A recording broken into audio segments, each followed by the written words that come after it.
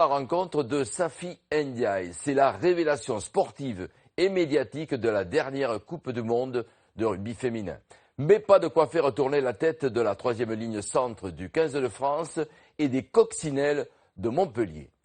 Regardez le quotidien de Safi Ndiaye, image Xavier Marchand, montage David Grinfant.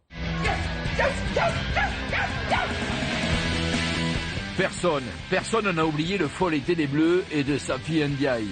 Des capacités athlétiques hors normes, de quoi marquer l'adversaire et mettre les Françaises dans l'avancée. Charismatique et explosive, 6 mois plus tard, la troisième ligne internationale de Montpellier savoure toujours la nouvelle dimension du rugby féminin. Vu les retours que j'en ai eus, les gens ont vraiment pris du plaisir à voir du jeu, du vrai jeu, du rugby, comme ils disent, de l'époque, de leur époque. Donc je pense que le regard sur la qualité, le niveau de notre jeu a évolué.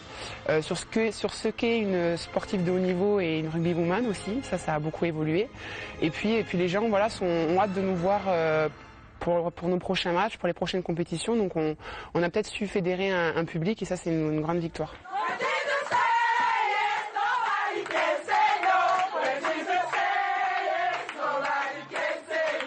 Pour avoir un meilleur niveau et pour pouvoir ensuite rivaliser avec toutes les nations du Sud ou l'Angleterre, il va falloir passer au moins un statut semi-professionnel. Ça serait au moins le minimum, je pense, parce que c'est sûr qu'on n'est pas aussi efficace le soir à l'entraînement quand on a une journée de travail.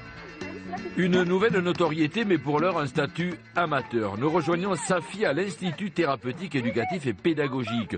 L'ancien couvent du 19e siècle abrite l'ITEP Nazaré. C'est ici, au cœur de Montpellier, qu'elle intervient auprès d'enfants atteints de troubles du comportement. Et forcément, sa carrière sportive rejaillit sur les pensionnaires.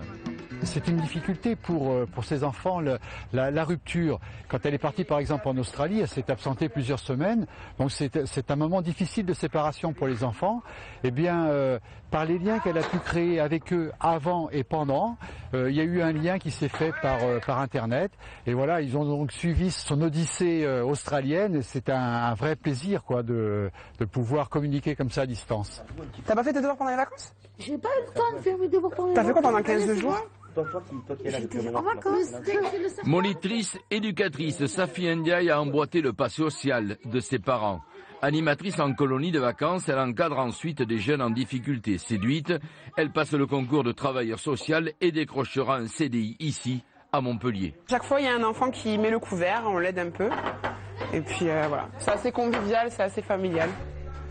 Ainsi, la native de la région parisienne qui a grandi à Castres côtoie 35 heures par semaine tous ces adolescents, un vrai attachement. Le fait de faire les allers-retours entre le sport et le travail, ça me permet de garder les pieds sur terre et puis d'être toujours en contact avec les jeunes. Il m'apporte aussi beaucoup pour voilà, la persévérance. Voilà, c'est des enfants qui ont quand même un vécu, qui ont eu des difficultés, qui ont eu des problèmes aussi pendant leur enfance.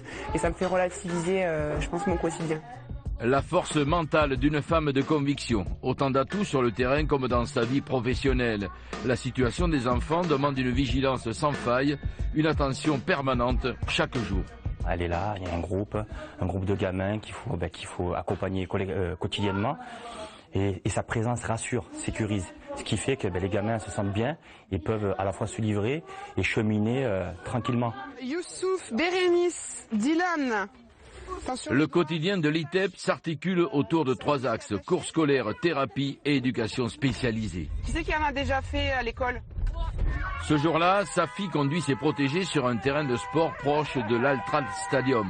En effet, une fois par semaine, en binôme avec un instituteur, elle a mis en place un atelier rugby.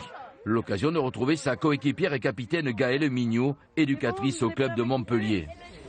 Donc, bonjour à tout le monde, bonne année, meilleurs vœux, plein de bonnes choses pour vous. C'est des enfants qui en ITEP n'ont pas spécialement un comportement adapté, que ce soit en classe ou sur les groupes. Et ici, ils arrivent à vraiment se tenir, à respecter les règles, à jouer entre eux et à respecter l'arbitre. Et c'est des valeurs qu'on essaye de leur apporter, c'est hyper important. Et ensuite, que ce soit en classe, par des petits ateliers, ils essayent de travailler de la géographie. Donc ils regardent là où je vais jouer pendant un tour à destination par exemple, et ensuite ils le reprennent en classe, ou des mathématiques avec la distance du terrain de rugby. On essaye de prolonger ensuite le rugby plaisir sur le terrain, mais aussi à l'école. Mignot Ndiaye, Partenaire en club et en équipe de France depuis 2012. L'année où Safi débarque chez les Coccinelles montpelliéraines pour un premier titre national.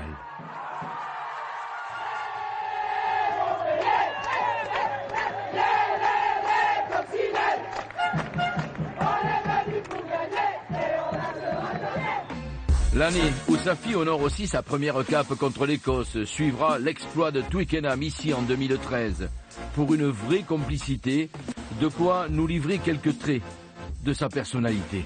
Elle casse les pieds à tout le monde parce qu'il faut qu'on soit carré, bien habillé, exigeante. Alors c'est la revue quand on sort des vestiaires, voilà. Il faut que tout le monde soit bien coiffé, sinon elle nous passe en revue. Donc on va dire que c'est ça son défaut. Ouais.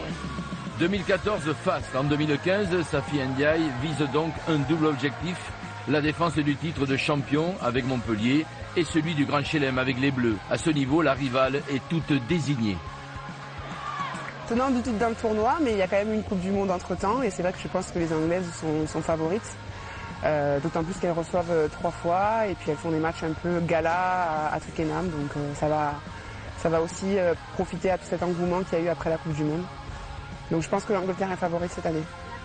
Tournoi oblige, en février et mars, les adolescents de l'ITEB Nazaré devront vivre sans leur idole. Et c'est sûr, les liens seront encore plus forts à son retour. Safi Ndiaye.